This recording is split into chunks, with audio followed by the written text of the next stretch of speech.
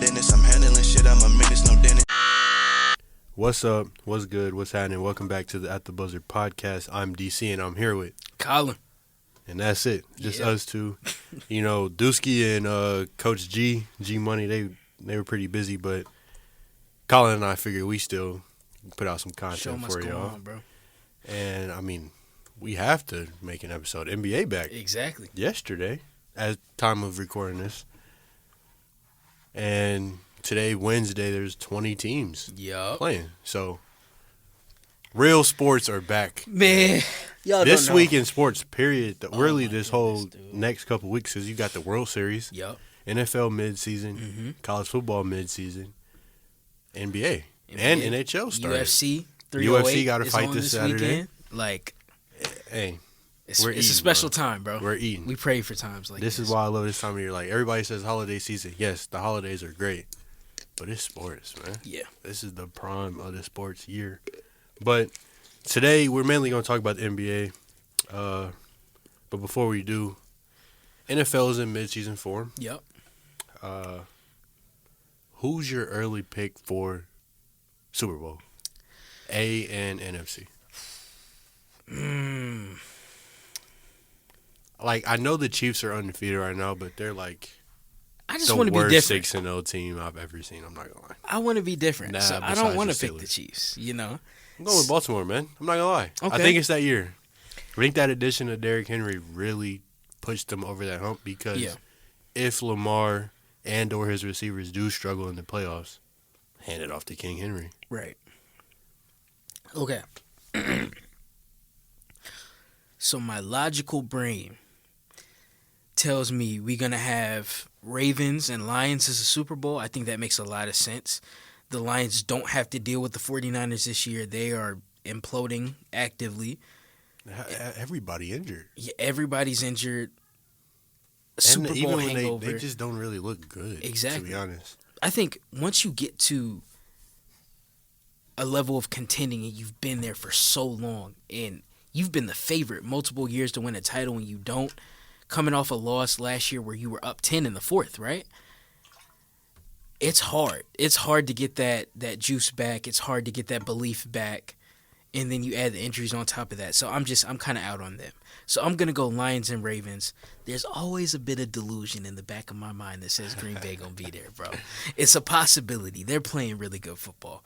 But I'm going to go Lions and Ravens. And I think you're right. I think this is a career year for Lamar. He's going to grab the MVP. Back-to-back? Back-to-back. And I think he wins a Super Bowl on top of that. I think this is a stamp Hall of Fame type year for Lamar. I was about to say, so back-to-back MVPs and a Super Bowl with the Super Bowl MVP. Yeah. Unless they give it to Derrick Henry. But ring regardless. Does that put him in the conversation for one of the GOATs?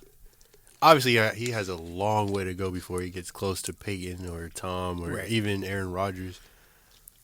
But is he top 10? Conversations got to start being had. Have to, right? You know, I don't know exactly where that puts him. A lot of people love to throw in the rings and talk about greatest. With him, I think we're talking about like the best. He's with a ring, showing that he can play at the highest level and succeed on a Super Bowl stage. That to me says he's up there with guys like Aaron Rodgers, Patrick Mahomes, like that level of talent. Right. Because people said he couldn't throw. And, I mean, he debunked that a long time ago. That's obvious. Quickly. But he just continues to show year after year with all the roster changeover, the coaching changeover, the scheme changes, that he can still be Lamar Jackson and be elite. Coming back from injuries, too. Exactly. Didn't they start 0-2 this year? Yeah. What are they now, 5-2? 5-2. So 5 straight dubs. And I think that stamps him up there with some of the best talents to ever play the game of football. That Tampa Bay win was very impressive. Dude. Like, what? Both sides of the ball, obviously. But yeah. Especially on offense, man. 41 on Tampa Bay. And it was way more of a blowout than it seemed because Tampa Bay was just, I don't know why they still doing all that they were doing in the fourth quarter because it's like, y'all lost, bro. It's okay. But, yeah, man, it's just Lamar's talent, bro. He can throw for 200-300 yards. on 70-80% accuracy. Mm-hmm. But then also run for 100 and put up 4 total tuds. And that's just a regular Sunday for him. Exactly. And a lot of people will laud QBs like Drew Brees or guys that work the short and intermediate parts of the field. When Lamar is airing it out, he's taking chances. And he's not throwing to a Megatron. He's not throwing to a prime Julio. Like, he's throwing to good receivers, but he's placing the ball correctly. He's reading coverages. He's playing smart while still using his arm. And the problem with that is once you take that away, he can still work the lower parts of the field, and then the running comes in. Mm-hmm. And I don't think people think this deep into the game, but he's a big reason why Derrick Henry's doing so well. Yeah. You have to worry about containing him. You have to contain the edge. You got to keep extra guys in the box to make sure he's not keeping the ball and he's running for 20, 40 yards. So that gives Derrick room to get up the middle, gives them more opportunity to vary the running attack. So he's just so valuable and he's so elite. It's gonna come time. Y'all gonna give him credit, bro. It's gonna happen, and I can't wait. Because it's also his maturity and leadership shown in the past year, 2 or 3, has just been phenomenal. Like Derrick Henry, when he first got to Baltimore, he said everybody listens to Lamar. Everybody respects him, top to bottom, and the coaches. So it's like, I think all that disrespect Lamar got and really continues to get is just getting less and less. Mm-hmm. It's just unfound, bro. Because Lamar is different, man. I don't know how people watched him at Louisville and said, nah, this man is not our QB. He's not quarterbacky enough. What are we talking about? They want to move him to receiver. What? What are you talking about, bro? But, I didn't mean to cut you off. No, I was just finna say, Monday night, he threw 17 of 22, and he had 5 touchdowns. He had as many touchdowns as he had incompletions. Like, that's insane. And against Tampa Bay, and Tampa Bay is a solid team. Exactly. Pretty good defense. But, out of the AFC, I'll probably go Ravens-Bills, AFC Championship. Because Josh Allen has been balling, too, this year. Obviously, it didn't happen when they went head-to-head, but besides the point. And plus, he has Amari Cooper now. Yeah. And that was a much-needed wide receiver 1 for him. Yeah. And he's way more careful with the ball.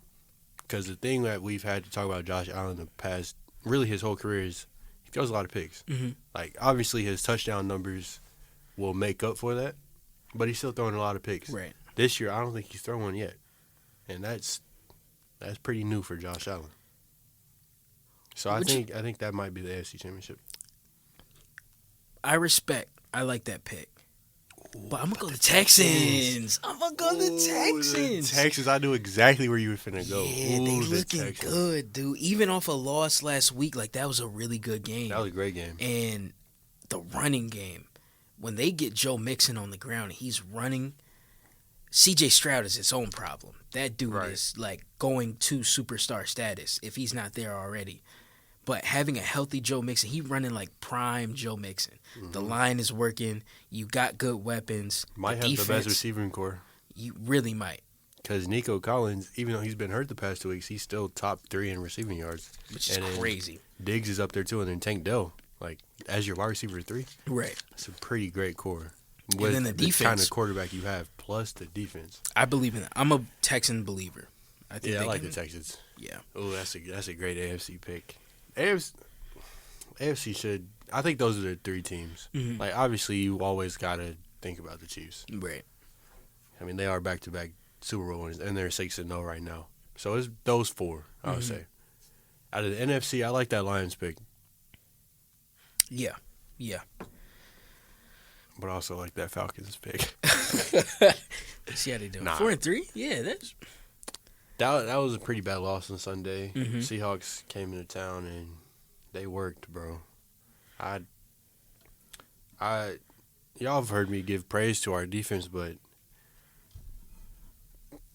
Sunday they looked terrible. Yeah. AJ Terrell, I don't know what happened to bro, but this is an off season for him.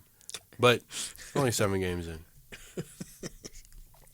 Nah, it be like that, bro. You know, I saw the little shoot it out TikTok edits with him and DK Metcalf. He was getting disrespected, bro. It was bad. But that's cool. That's cool. I think y'all still got as much of a shot as anyone. South, you really only got to worry about the Bucks. And Already beat him once. Exactly. So I think y'all got a great shot. Leaning with the Lions. I'm pretty sure they were down 11 in that game with the Vikings last week. They were down 21-10. Honestly, I think one of the NFC North teams will probably get to the championship. The NFC championship. I think so. Because, granted, we do have to see Sam Darnold through a full season because we still haven't seen that. Mm-hmm. But they're 5-1. Yeah. Best receiver in football. And then you got the Packers. Yeah. They look really nice. And the Lions put BTA in Dallas, bro. In Jerry World. So I think one of those teams will probably make the NFC Championship and most likely win it. Yeah. But it's a long season. Facts. College football, man, there's been a lot of upsets so far. Mm-hmm. It's like people were wondering how the conference realignment season would go. And we could talk about this some more in the coming weeks throughout the season. But it's been a pretty competitive year. And shout out them Hoosiers, man. Hoosiers. Never daunted, bro. 7-0. First time since 1967. Mm-hmm. Haven't trailed for a second all season. Leading, they haven't been scored on in the first quarter. They're 80-0. That's crazy. I don't think they've been scored on in the fourth. Or if they have, it's similar to that 80-0. Right. And, you know, there's always going to be the chatter about the schedule. Mm-hmm. But my thing is, against a schedule like this that people want to call weak, are we not doing what you're supposed to be doing to those teams? We haven't won a game by less than 2 scores. Right. Most of them by 30 points. Like, we just beat Nebraska 56-7. Right. Made Dylan Raiola, however you pronounce it, throw 3 picks. So, and Nebraska is a solid team. They're 5-2 right now. Right.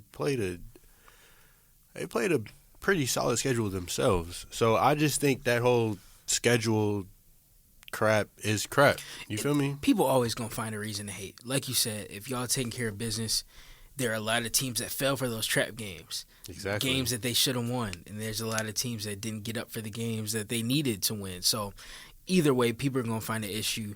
I do think it's cool. A school like IU traditionally hasn't been great at football, and they 7-0. Like, that's give credit where it's due, bro. Ranked higher than Bama and Texas A&M. That's 2 SEC schools. Crazy. So Indiana University. Give credit where it's due, bro. Stop all that hating, man. It's not good for you. Another thing on that schedule tip, Ohio State has not played anybody outside of Oregon, and they lost to Oregon. Right. So I think if we're giving that same treatment to Indiana, you got to give it to these other top schools who played literally nobody. Exactly. Even Notre Dame, who lost at home to Northern Illinois. Right. So we'll see. Shout out game day though. They making stop in Bloomington Saturday. That's nice. Well, we'll see about that Ohio State game in a few weeks, man.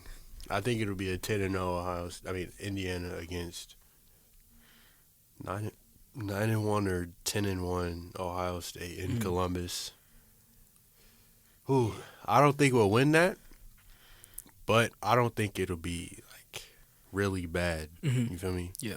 And I think that Ohio State loss will be all right. Exactly. That's still a playoff team. 11-1, only losses to Ohio State. You got to be in the playoff. Right. So, promising season. Shout out Coach Sig.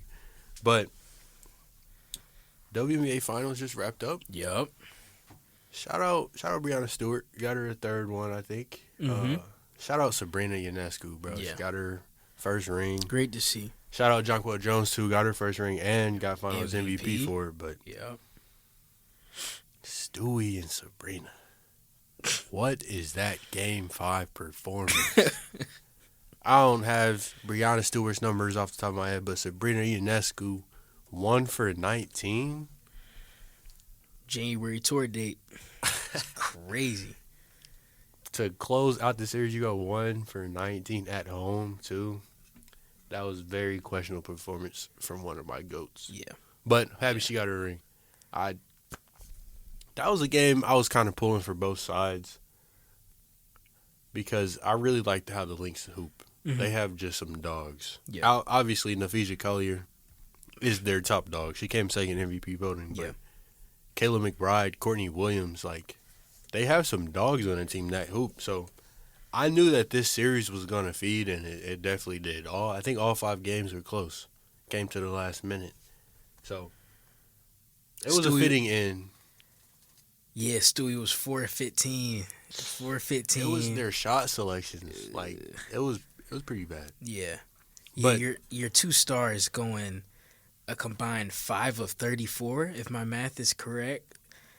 That does show you how great of a team you have. Because most teams can't have production like that from their stars and win a game on the highest level of the sport. Yeah. So, shout out to the rest of the Liberty getting it done. For real. I will say some of them calls late in the game were very questionable. Like, I almost said I don't like the chatter of sports being rigged because most oftentimes they're not. I think people that know me will know that I say the NFL is rigged. Yeah. But I only say that to a certain extent. But I'm saying all this to say in the WNBA game, it did kind of seem rigged. I don't think it was, but it did kind of give off that vibe because some of those late calls were very questionable that swung the side in favor of the Liberty, and the commissioner wore a dress with the New York skyline on it. That's pretty questionable. It's unfortunate, but I feel like it goes this way with a lot of leagues as you're beginning to expand. You want the faces that you want in the forefront, you know. Right. It should just be pure ethical hoops and let the best team win. But Minnesota being a smaller market compared to New York, where you have a star like Sabrina who has her own shoe, a star like Stewie, a star like John Quell, these are faces, like cornerstone faces of your league for a very long time. And so, you know, it's not always going to be fair, and the league going to figure out how to get their money and get it in the spot that they want. So I hate that it's that way, but I don't even want to say I get it, but I understand. I think we all understand what's going on. Right. Without further ado, man, let's get into the National Basketball Association, man. Yes, sir. We finally back. Oh, man. Like, Amadou is an NBA fan. Yep. Don't get me wrong. Mm-hmm. Coach G Money, not so much. But Collin and I are basketball savants, bro. Breathe it. Like, I'm just so happy this season's starting. Facts. So, let's talk about Boston and New York. Man, Boston looked great. Dude. They looked great. Dude. 29 threes. Like, I know they put up 58 of them, but a lot of those were just in the fourth quarter. They were just throwing them up and missing. Jacking. Yeah. So, realistically, they were probably like 29 for 50, 48 or something like that. That's crazy. Like, this is y'all ring ceremony, and they come out and hoop. Like, it's scary for the rest of the league. We talked about this. We got the Olympic Committee to blame, bro. Facts.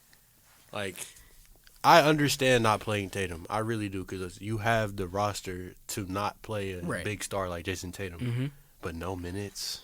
Right. And then you don't even bring Jaylen Brown on the team. Like, that one was probably a Nike thing. But still, bro, you got to overwrite that, because you got to. AE, Anthony Edwards is Adidas. Curry is Under Armour. Right. Jaylen Brown just won Finals MVP. I would think he's on the Olympic team. Embiid is wearing Skechers. Like, and he's not even from here. That's why I think it's like Nike plus politics. Yeah. It has to be because there's no way Jaylen Brown does make the team. Over no disrespect over Derek White. Come on. Shouts to Derek White. Phenomenal player. But the Olympics, you're supposed to bring your stars. Role players should not be there. Even with Derek White being like the highest level of role player possible. Right. Jaylen Brown should have been on the team. Oh, yeah. Without a doubt. For sure. So, now them two stars, they about to go kill the league this year, man. Jason Tatum looked like a man on a mission last night. I'm not going to lie. Oh, my goodness. And like you said, the problem is they still have so much motivation. You know, people think to a degree that they had a cakewalk to the finals. Tatum, you know, deep down, like Tatum is upset that he didn't get the finals MVP. Oh, yeah. And he's upset about the chatter that went along with that. And then you go from that to not getting minutes in the Olympics along co-stars and your peers and people that some think you're better than, or at least on that level. You got Jaylen Brown, like you said, that just got snubbed. So for them to do that and return their whole core, the entire starting lineup is back. It's crazy. The majority of the bench is back. They're going to have the chemistry advantage. Most teams are starting something new, at least integrating a new system, bringing in new guys. I am terrified. I think y'all done woke up a monster, and I think they're going to run through the league this year. Again. Yes. And Missoula's getting more comfortable. He's only 35. It's already been dangerous. to the finals twice and won one of them. It's dangerous. And I mean, there been was to the finals 3 times, actually. Exactly. She was an assistant under Udoka. Right. And so I was just like, on a technical levels, looking at some of the things that they were doing last night, those were things they weren't doing last year. You know, they were some of the pick and roll stuff that they're doing, the spacing concepts. He's getting even better. He's getting even more creative and innovative with the stuff that they're running on the offensive end. They are a problem. Tatum, 8 of 11 from 3. And he was getting them boys off the bounce. Those were not easy looks. He's walking people down and putting up threes. That's scary. Yeah. Be very afraid. It's like, I don't even think the Knicks played bad necessarily. They got to get that chemistry going because throwing Cat in there does definitely disrupt what they had last season. Mm-hmm. And then especially now that they have Mikal Bridges out there too. And whoever told him to change his jump shot needs to be fired. Please stop. Fire that man. Immediately. Because it kind of looked like he changed back to his old form mid-game and started hitting them. Literally. So, yeah, fire that man. Yeah. But Cat didn't look bad. Cat didn't look bad. He just got to get used to that Thibodeau system. Yeah, and defensively, especially this first month, they got to really be careful that they're not dropping a lot of games. Not first month until Mitchell Robinson gets healthy, because Cat's going to have to play a lot of 5, and teams are going to hunt him in the pick and roll, specifically matchups with him and Brunson paired together in the pick and roll. And so you got an undersized guard. You have a big who isn't as mobile and not the athlete that other bigs have playing back there.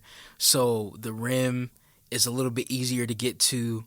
Pick and roll, they were just finding him and breaking the defense down from there. So it's going to be a lot, especially early on. Like you said, you're integrating so much. But the good thing is you still do have OG guarding on the perimeter, Mikal guarding on the perimeter, Josh Hart. You got dogs that are willing to defend, put their body on the line. I think a big step up for Jericho Sims would be great for this team. They need an athletic center like him to rebound, block, help Cat out, throw some different looks in the pick and roll defensively. So I'm excited to see what they do. That loss of Hardenstein was huge. Yeah. Because now I'm obviously not 100%. I'm pulling up the stats now. But I want to say they got out-rebounded. Let's see.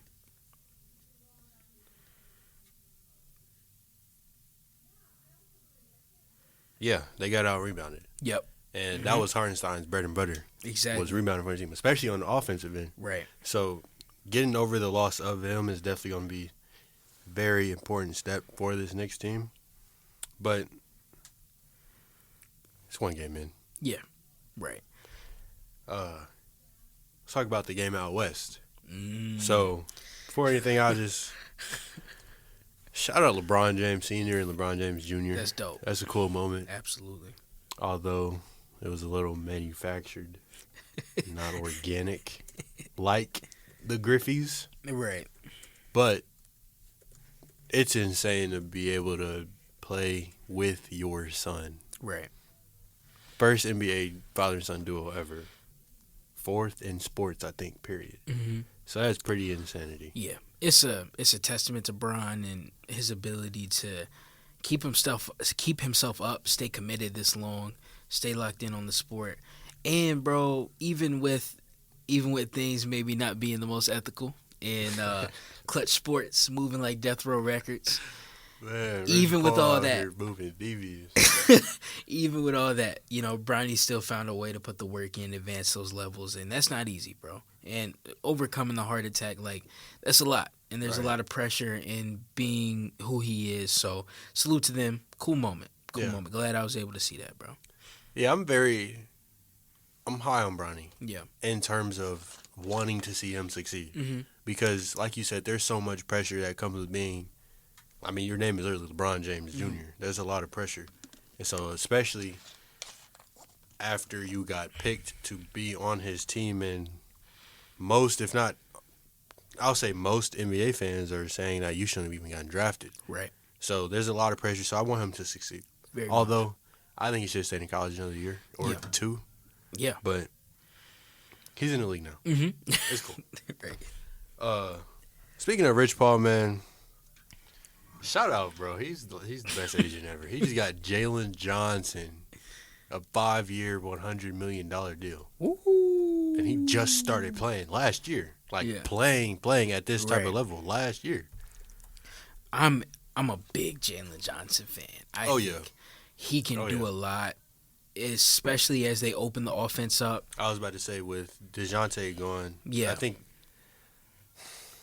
I understand the experiment, but I wouldn't have done it. No. DeJounte and Trae Young, no. I get what they wanted to try and get to happen, but it just was not happening. Didn't make a whole lot of sense. And you've got a guy now in the first draft pick. Is it Ricochet? I won't even try. Yeah, Zachary. That's my dog, Zachary. Something. Yeah, so you got a good wing now, a sizable wing, can shoot the ball. And now you got a pick and roll partner with Trae who's getting better, can score on his own, can defend, rebound, do everything you want. Versatile, can slide him up to be a wing, can play a small ball big. So I'm very excited to see what Jalen Johnson does. Especially next to Trae Young, man. The dude that I feel like Trae Young gets so disrespected. So disrespected. Like, this dude is an offensive machine. And we forgetting he just went to the ECF, 3 years ago now? Yes. And his second best player was DeAndre Hunter and Clint Capella. Like, those were his co-stars. John Collins, I forgot. He did punch on Embiid that year. He sure did. So, like, I'm not saying that's a bad team at all, but he really backpack that team, and he was the engine that took them that far. Oh, yeah. So continue to surround him with pieces, good young stars like Jalen Johnson, and the sky's the limit. So let's talk about the losing team first. Timberwolves, I think they're still trying to get into that rhythm of not playing with Cat to playing with Randall and DiVincenzo, because there was a lot of times that the offense looked either sped up or just not together. Right. Like, they opened up the first quarter with 5 turnovers. Right. Now, they definitely cleaned that up by the end of the game, but that's still pretty crucial to open up a game like that. Facts. But and hooped per usual. Naz Reid, he looked okay. He didn't look that great. Right.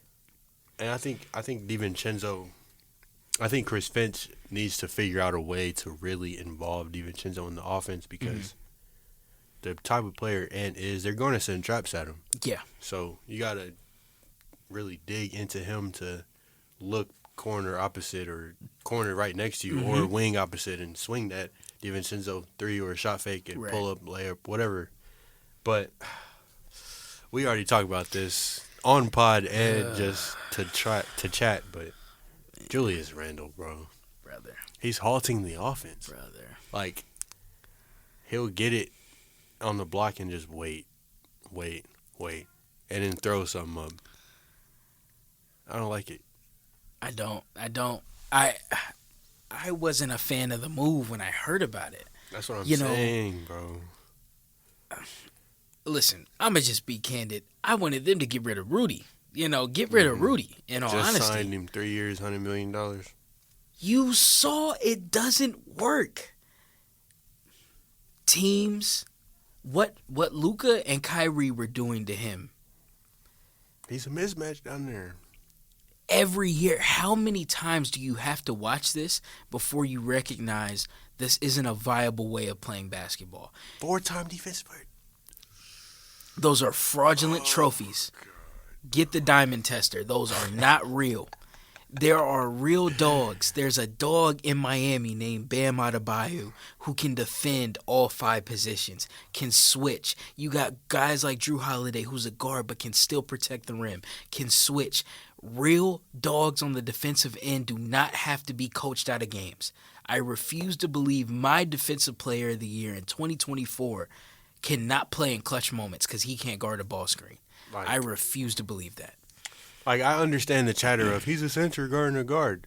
Okay, but they're trying their hardest to get him to switch onto them. Right. Like, that Luka game winner, you could see it on Jaden McDaniel's face. He's like, He knew he was cooked. So it's like, but this is every year, though. Like, every team, the Clippers do it, the Mavs do it, the Nuggets were doing it. And that was just Jokic. And he's a center. He's just like, man, give me the ball. Exactly. And he's cooking Rudy. So it's like, how many times are we going to give him Defensive Player of the Year, bro? If they give it to him another time, that breaks the record. Who has 5? Is that Hakeem? Hakeem and Ben Wallace have 4. So all 3 of them are tied at 4. Hey, if he wins, I riot. He going to have to see me, bro, because he's not disrespecting the game I love like that. No. Back to the team. I wasn't a fan of them keeping, let alone extending Rudy, but going and getting a guy like Julius Randle next to a already ball dominant guard in Anthony Edwards, what are you doing? I think the good thing about it is Randle can draw doubles. He's a mismatch problem at times. He's a really strong guy, but the problem is he plays like he's Kobe.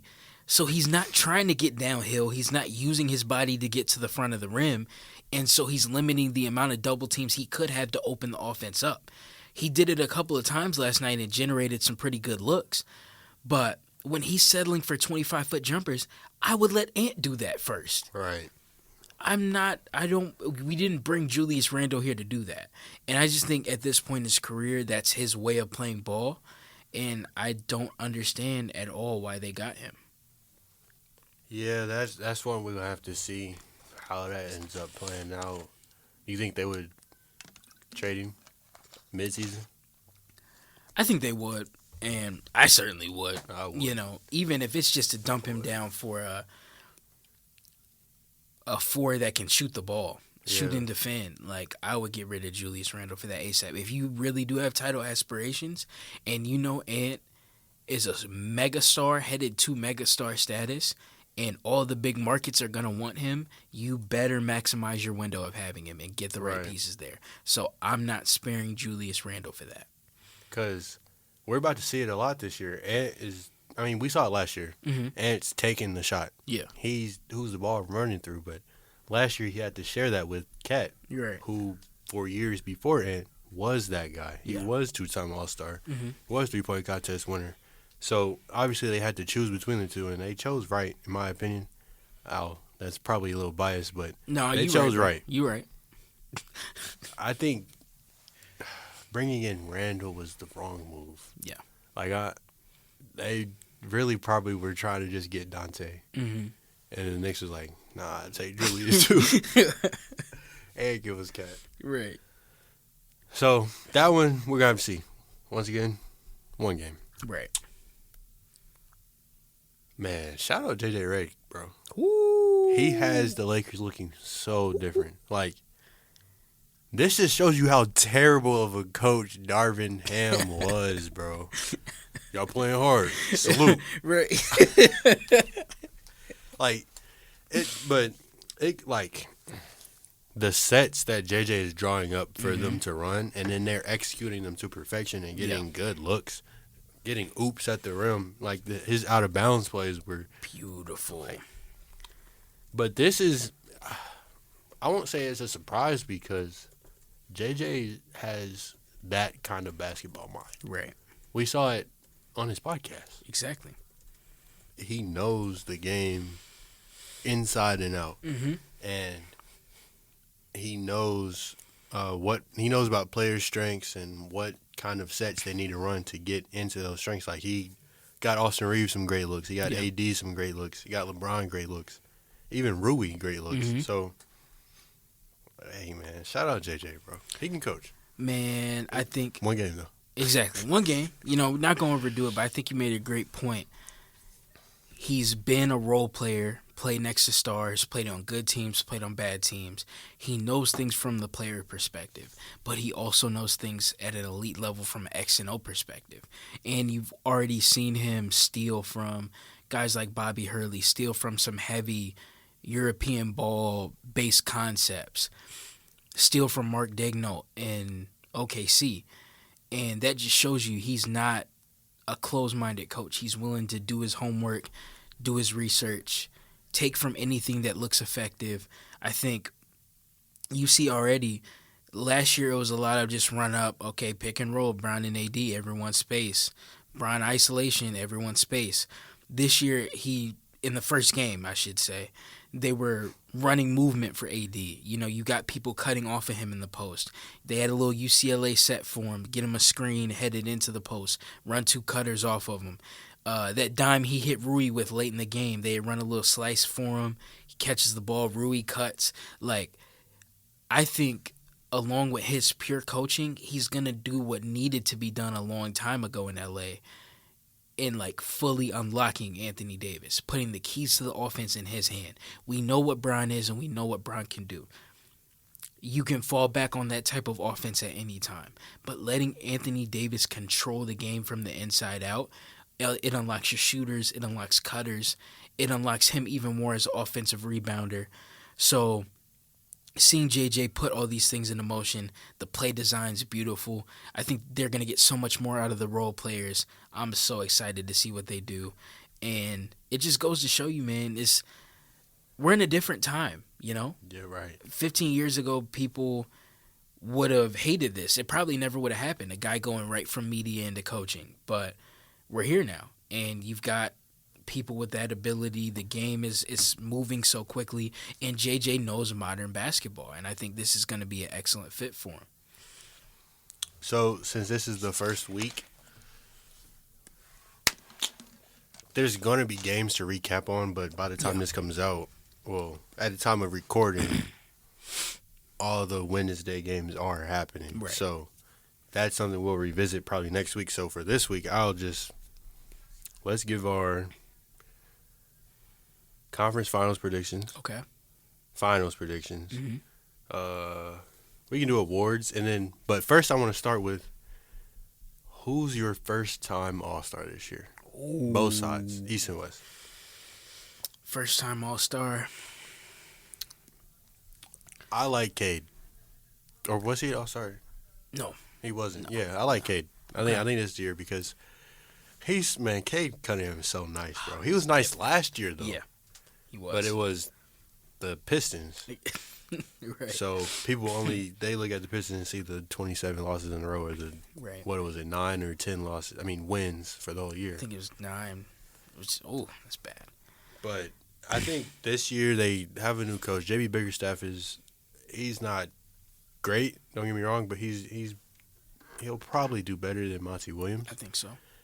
But I think now that he, Duran, and Ivy have a few years in the league now and have that experience, plus Marcus Sasser, Londis Williams. Mm-hmm. I think they'll be better. I'm not saying they'll be a great team or even a good team. Yeah. They might get 10 spot in the play-in, but I think Cade is going to really show out again this year. So I'll go with Cade for my first time All-Star in the East. Ooh, in the West, I don't know.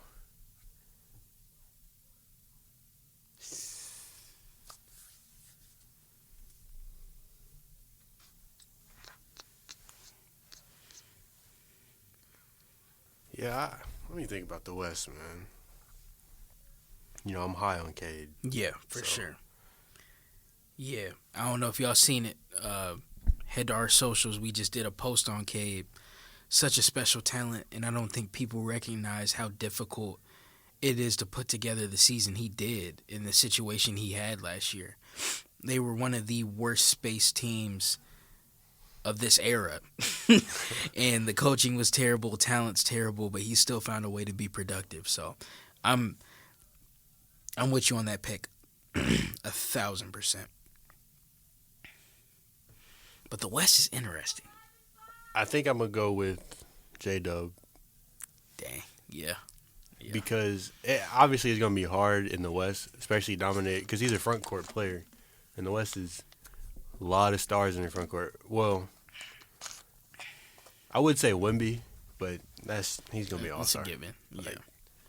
So I'm going to go with J-Dub because he emerged himself as the second option on that Thunder team. Mm-hmm. Like, it was up for grabs.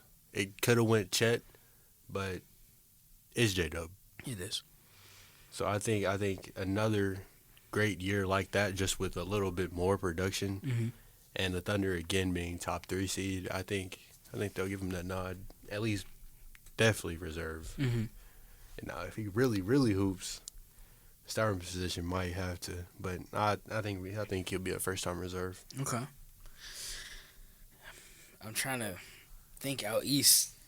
Try to get something different other than Cade, but it just kind of seems like that he's the closest guy to that level. Right. Like we already said, just so talented, and his situation's getting better. So I expect him to play better. I think Cade is a pretty safe pick in the East. Cam Thompson, possibly. Cam Thomas, excuse me. Shout out my dog. I'm going to stand on that. But I don't know about all that one.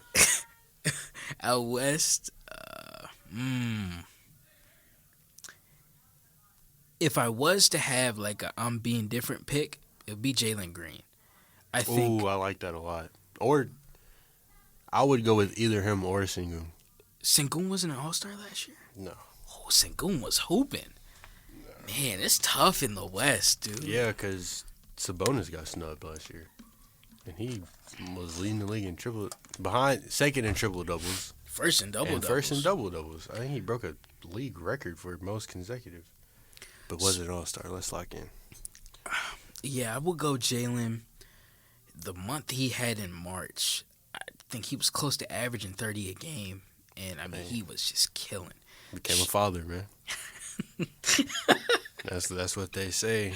Once you become that father, they start hooping. The shot creation was amazing. We were seeing him buckle down at the rim a lot more, embracing the physicality, playing within the structure. And so I just love to see him play that way. And I think if he stays on a team out west, because I know they were talking about with the extension, he might be easier to trade. So depending on what Houston does, I think he would be a good pick. But also, you cannot go wrong with J-Dub, man. He's such a polished, team-friendly guy. Mm-hmm. And I think he's just going to continue to get better. He's going to become more of a feature in their offense. Especially as Shea continues to be in the limelight, he'll realize over time that I can pull it back in the regular season, let J-Dub handle some of that. Right. And with that will come an uptick in production. And I think he'll always be efficient, always be a good defender, always have a high-level impact on the game. So I'm all for the J-Dub campaign. Now you got me thinking about the Rockets, man. I really like that Sengun first-year All-Star. Especially after he just signed that extension. Yeah. Because that boy nice. That's what I'm saying. I almost wanted to say he's baby Jokic, which, I mean, he is. Yeah. But I think the closest comparison right now to Jokic is Sabonis. But all three of them are really cut from the same cloth. Right. So I think. So there was a post. Who do you think will have a better season, the Spurs or the Rockets? Mm-hmm. Who would you say? 'Cause I might have to go Rockets. I think this might be the year that they actually make the playoffs. I like what the Spurs did to a degree. Wemby's only going to get better. Keldon Johnson, I still have a lot of faith in him and Devin Vassell. Adding CP, Wemby might average 30 this year. Oh, yeah. Because, I mean, he's going to get spoon-fed 8 to 10 points a game off lobs, pocket passes, things in the pick and roll that guards just weren't able to get to him last year. Mm-hmm. And then you got Stephon Castle, really high on him. Think he has a lot of potential. But, man, the Rockets are talented, dude. Yeah. You got Fred VanVleet, Jalen Green, people forget about Jabari Smith. Oh, God. Dude, 6'10", has legit multi-positional value, can defend, becoming better on the offensive end. I think Udoka is better equipped to coach in modern ball right now probably than Pop. And I think people forget about Udoka in general. Like, what he did turning Boston into kind of what they are right now. Yeah. Like, he was that first building block. And you still got Thompson. Like, you've got a really good team. Cam Whitmore. Like, the more you read down the roster, Reed Shepherd, like, it's a lot of dogs. Rookie of the year. Yes, absolutely. It's a lot of dogs on this list. You know, Fred VanVleet might not be around for very long because Reed Shepherd could easily become that lead guard. Oh, yeah. And be dominant very quickly into his stint in the league. So I believe in them a lot. I think that they could be a play-in or playoff team. Mm-hmm. So I'm going to go with the Rockets. And they're pretty solid defensively. Mm-hmm. They were 10th in defensive efficiency last year. Right. And they allowed the fewest fast break points. But I can see the Spurs being more successful. Okay. I'm going to go with Rockets, but I can see that because the Spurs will be great defensively this year. Because Stephon Castle is his main thing is defense. Defense, yeah. He's a great defensive-minded guard. We saw it at UConn all last year. Obviously, UConn and, I mean, college basketball and NBA are different beasts. Yeah. But UConn went back-to-back. Exactly. And, I mean, you got Wemby down there anchoring the defense. This is his defensive player of the year to lose. He should have won it last season. He should have. As a rookie. Right. So, that'll be an interesting interstate rivalry to keep an eye on. But let's go awards. Okay. And then finish off with predictions for the, finals. So, we already kind of talked about Rookie of the Year, but my pick is Reed. Or Stephon Castle. Ooh. I just think Reed, man, in the Summer League and in the preseason, he's just looked so great. He looked NBA ready. Yeah. I don't like to just pull comparisons, but he looked just like Steve Nash to me. Oh, for real. He looked just like Steve Nash, bro. Even down to the actual movements. But how poised he is, and for the physicality to look like it's not a factor so far, with him not looking like a special type of athlete, I think that's a really good sign that he can shoot the ball. So I think it's really hard to go against him in that race. Stephon Castle, still a really, really good pick. I don't believe in a lot of these top picks, in all honesty. I think Rob could be in the running. I do think Donovan Clingan. I think there's a possibility. Zach Edey got the second highest odds from Vegas. You know what? I'm hating. I see it. I think he could do very well with Ja as his lead guard. I think that makes a lot of sense. I don't think the production will be fantastic just because of the role he'll be in. But if anything was to happen that opened up offense for Dalton Connect, I think he could have a special rookie year, bro. I'm such a He's so nice, bro. He's so tough. Their last preseason game, he had 35, 20 of their last 22. Literally. I am a Dalton Connect fan and a believer. I think he's special. Yeah, that boy different. For sure. He really kind of hooped last night. Yeah. And he had limited minutes, of course. He's a rookie. But in those minutes, he looked very confident and ready to shoot the ball. Right. And we know he can score at a high level. So I can definitely see him in the running. Probably first team. Okay. So are you going to read? Yeah, I'm going to go read. Let's go most improved. I'm going to go Jalen Johnson. Okay. I like that Jalen Johnson pick. This is always such a tricky award to try to predict. Yeah, because a player can just come out of nowhere. Exactly. No way Wembanyama has the best, most improved. I feel like that's kind of that's crazy. That's crazy. But it wouldn't shock me if they gave it to him though, because from a non-All-Star to an All-Star in 1 year, especially if he starts. Because I mean, you saw they gave it to Ja. Right. Even though he was a second pick. You supposed to be this good. Exactly. That's my stance on that. That's why Wemby shouldn't get it. Or they might give it to Jalen Williams though. Yeah. That might be my pick actually. I might go with Jalen Williams. Man, this is tough.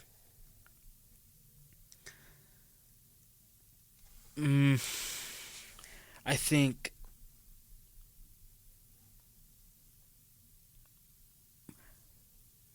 Miller? I forgot about B. Miller. I like that. I like that a lot. Because he was hooping last year. He had a really good rookie year. If they figure out him and LaMelo as a duo, the Hornets might just turn it around. Let's see. B. Miller last year. He was putting up 17 a game as a rookie. If he gets to 20, I would really consider giving him that award. Especially if the Hornets get like 7 seed, 8 seed, 9, playing.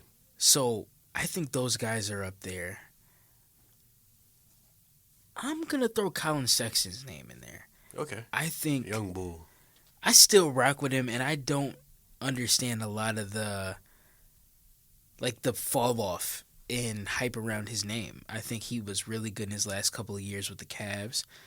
I think one of those years he ended up putting up like 24 a game, and then he ends up in Cleveland. Ends up in Utah. Last year put up 18. I think he could get to 20, and he wasn't even starting the majority last year. He kind of started getting that role towards the end of the year. So I think with a full year of him starting and getting consistent minutes and being a feature of the offense, I think he could be up there and getting that award. Dark horse pick? Deuce McBride. If he's hooping like he hooped last night, dude, 22 off of tough buckets. No, for real. Like, them pull-up threes, step-back threes, off the dribble, layups. Like, put one of them in Drew Holiday's face, too. He was looking good. So, I can't fight you on that pick either. I like that. I like that pick a lot. I think those are the guys I'm probably sticking with. Let me see. I'm still a really, really, really big fan of Jaime Jaquez. I think he had a great rookie year, but I think he can get even better. And with Jimmy possibly on the way out, those stats could rise even more. So I would pencil him in that group as well. Okay. How about sixth man of the year?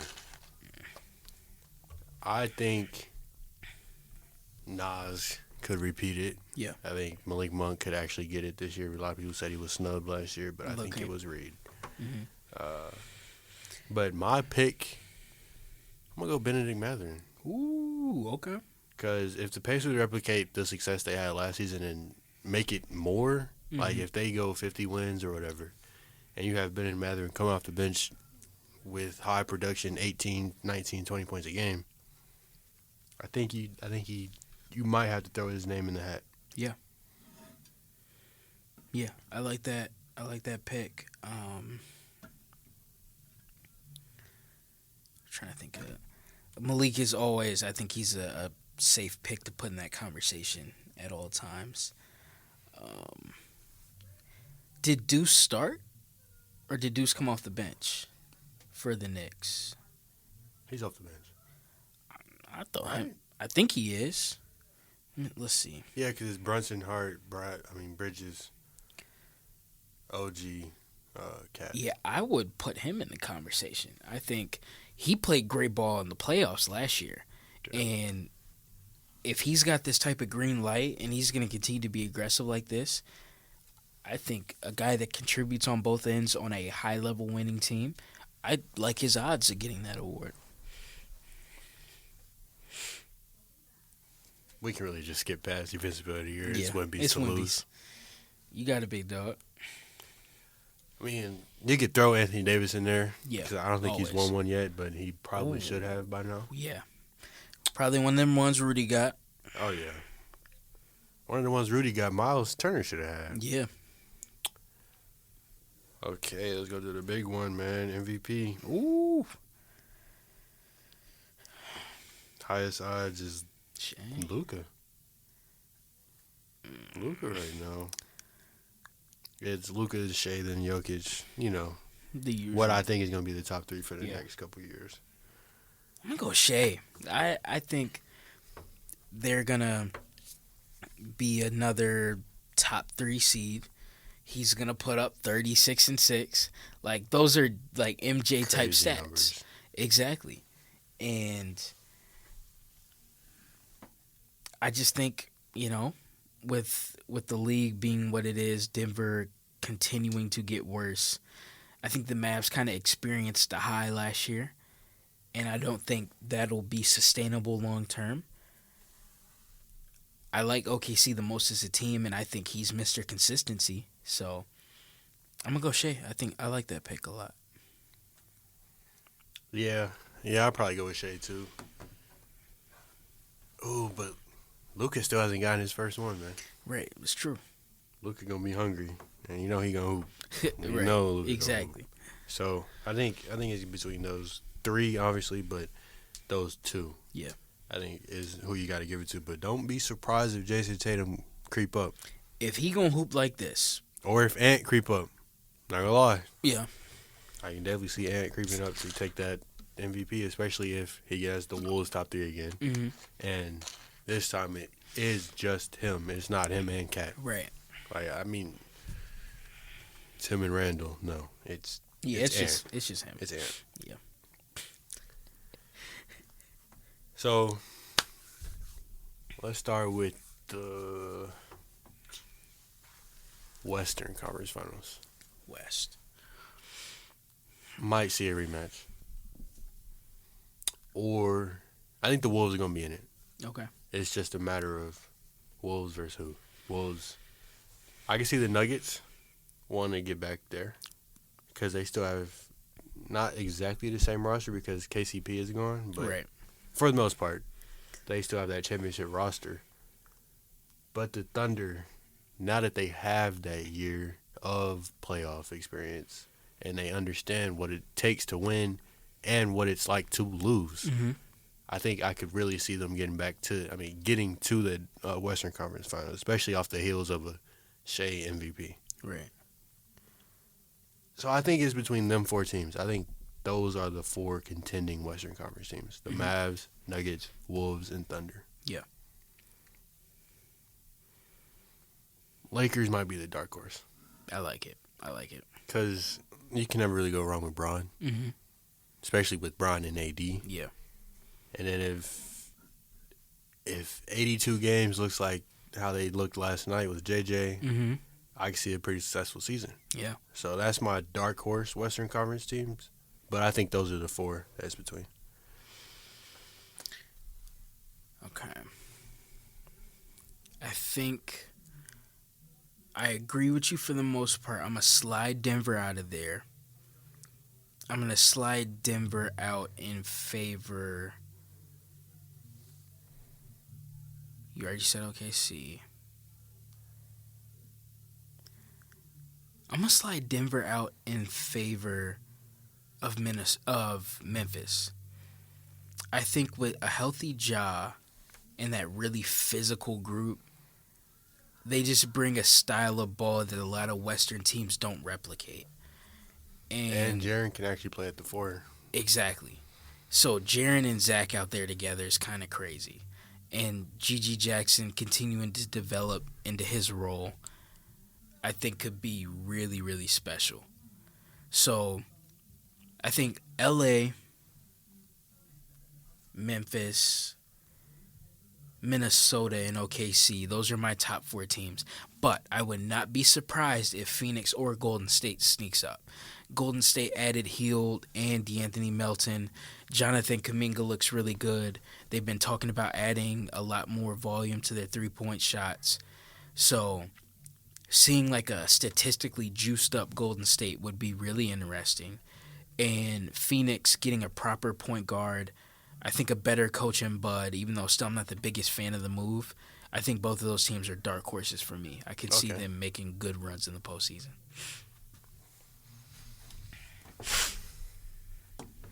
Let's lock down a champion right now. October 22nd. Champion out of the West. OKC. Okay. I think Ant gonna get him to the promised land. Oh, snap. Okay. Let me go Wolves. Okay, I like it.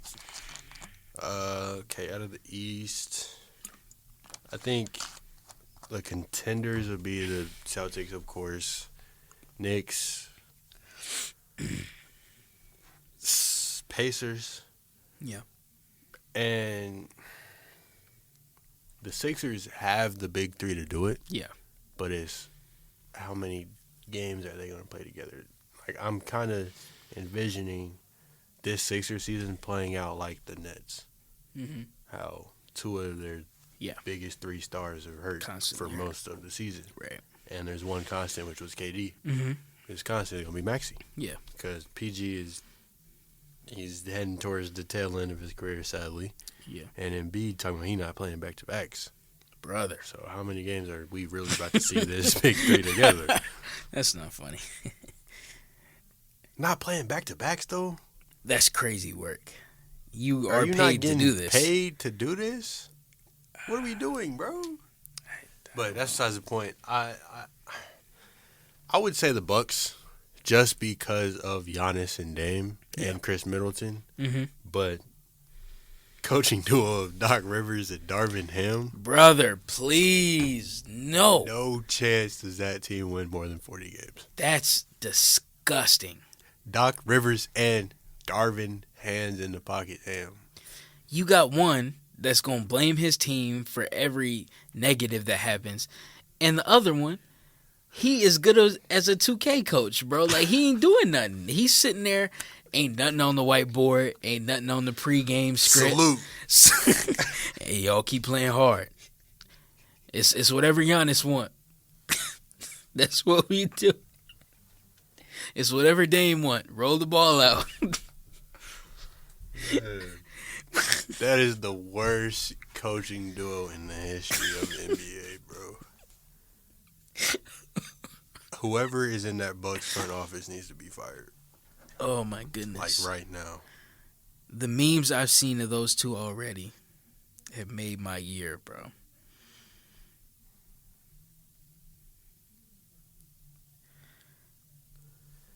But I think some dark horse candidates out of the East, Magic.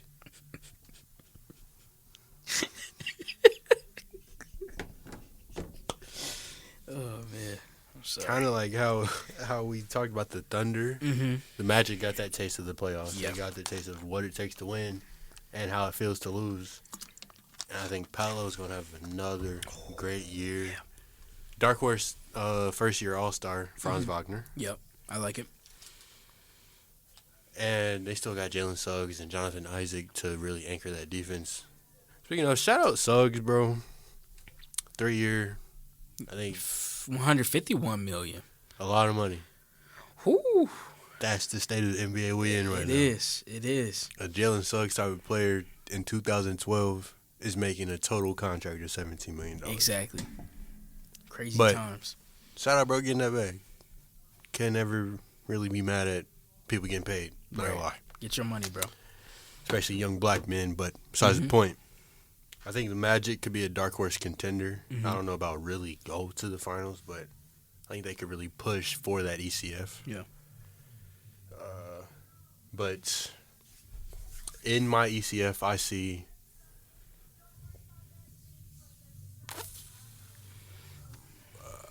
another rematch. Honestly, I can see the Pacers and the Celtics, but this time the Pacers actually win a game or win like 2 or 3 games. Yeah. Because we just saw it a few months ago.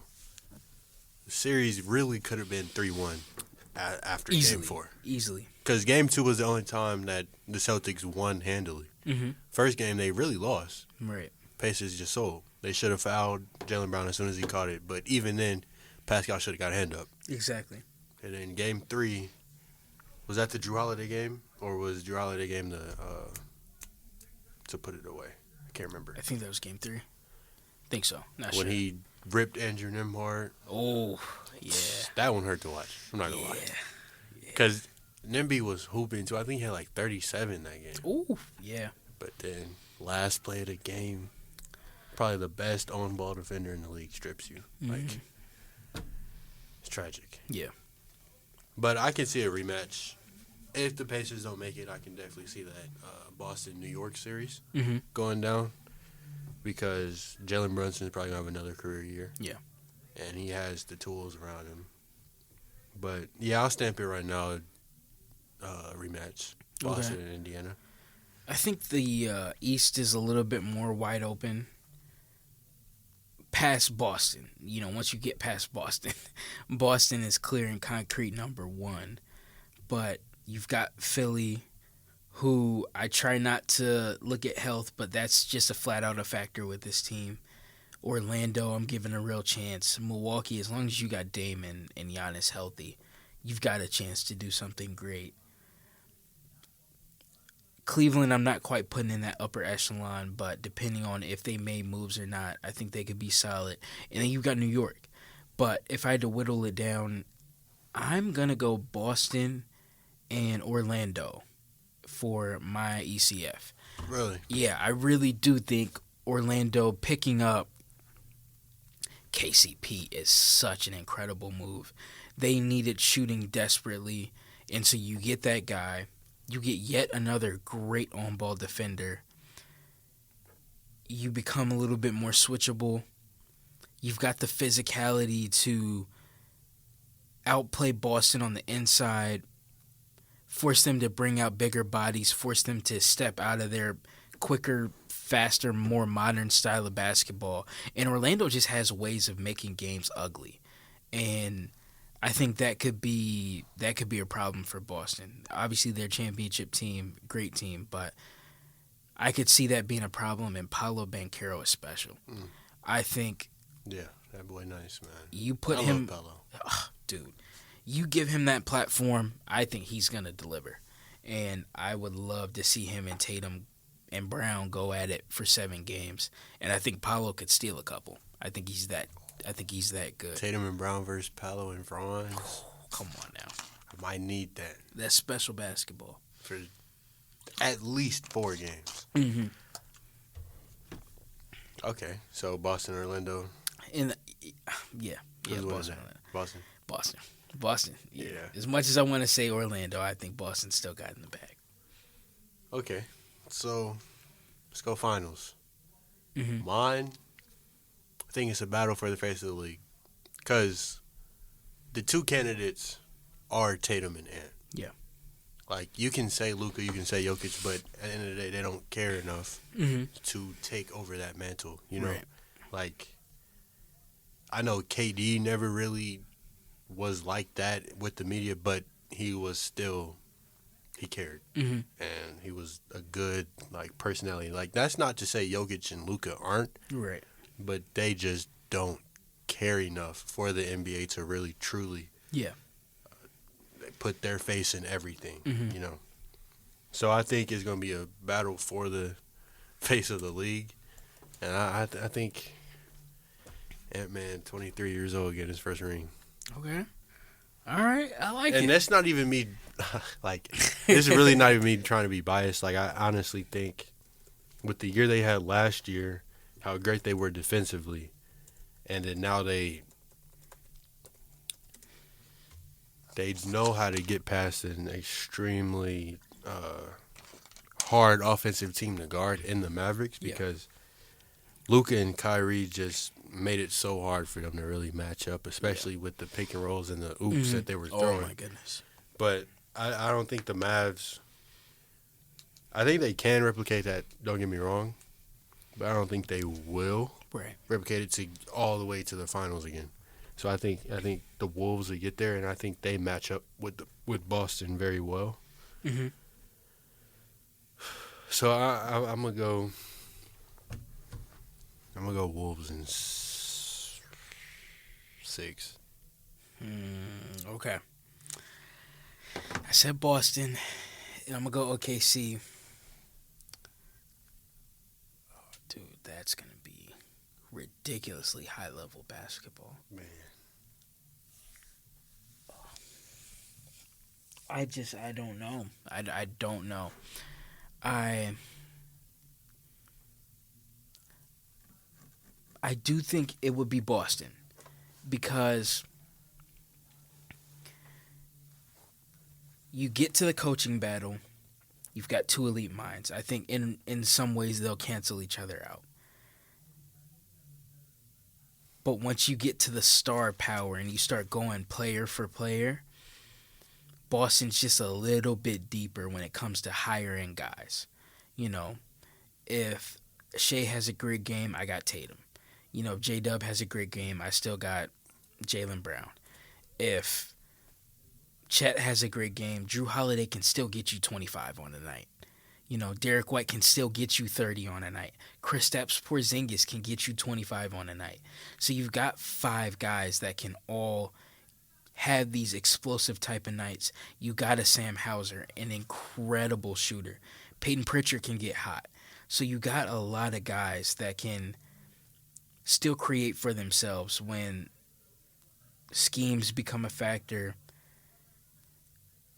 I just think they're a little bit deeper. And I think they're like we talked about earlier, they're hungry. And to be this hungry as a repeating champion is scary. Yeah. So if health isn't a problem, I'm going to ride with Boston. And I think that is a 6-game series. I think Boston takes it in 6. Okay. This should be a very interesting and entertaining year of the NBA because it's so talented these days. Like, every team has at least 2 guys that are, like, wow, really entertaining to watch. Mm-hmm. Like, even the bottom feeder teams. Like the Wizards, they have some hoopers. JV. The Blazers got hoopers too. They got Shaden Sharp, right? Anthony Simons. Yep. I mean, you can't forget about Scoot. Scoot Exactly. just got to figure it out. Mm-hmm. But like, there's so much talent in the NBA that it's so hard to predict what will happen. That's why I love. That's why I love basketball so much, man. Yeah. But just wait till college basketball starts. Then y'all are going to really hear me talking about how much I love hoops. Because, you know, that's my bread and butter right there. Love college hoops. We need some college hoops content from you. You know, the fan in me wants to see it this year, Darren. If you got time, bro. If you got time. No, I'm going to try to, bro, because this should also be a great year of college hoops. Preseason AP poll dropped last week. Them Hoosiers, number 17. Mm-hmm. This might be the year that we get it back, man. I don't know about Natty. Natty is really all like that's a hard thing to win, especially with UConn still out here. Right. But I think this is gonna be a really successful year for Indiana University. But we can talk more about college basketball once it starts. A couple weeks. Mm-hmm. Ball State men's basketball first game November 4th. Yeah. I am covering the team again. Yes, sir. So I just want to thank y'all for tuning in. You know, it's been a great episode, man. I love talking about basketball. That's what I'm saying. Love the game, man. Love the game. As always, make sure y'all keeping up with us on social media. Colin Hatfield Show. Always got some content out there for y'all. Yes, sir. Also, make sure y'all looking at Do Studios. Yep. Very talented, very creative cameraman right there. Yeah, he's always in his bag. Always. High level. Also, be sure to check out the Ball State Daily newspaper. Yep. I have plenty of articles going out every now and then throughout the semester. Also, keep up with Coach G Money as he coaches Ball State throughout the season. Pacers preseason preview just came out, right? Yeah. Okay. Yep. Go get at that. Pacers preview just came out. Outlined 4 points of emphasis the Pacers need to harp on in order to replicate that success of last season. So go check that out. Appreciate y'all, man.